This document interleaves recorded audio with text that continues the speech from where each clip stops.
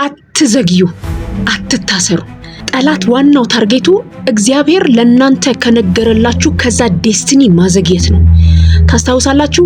ላባ ቤት የተገኘው ለአብርሃም ሚስት ሊያመጣ የሄደው ሎሌ ዘግይ ቆይ ባሉት ጊዜ አታዘግዩኝ ብሎ ይዟት ወጣ።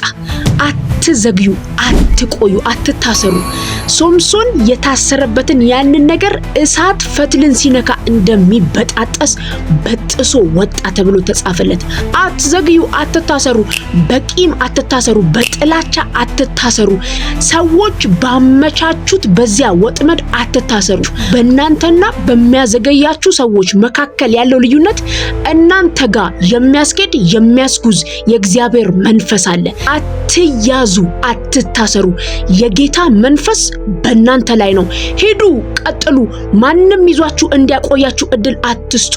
ይበቃኛል፣ በዚህ ስፍራ አልዘገይም ብላችሁ በጥሱና ውጡ። ሻሎም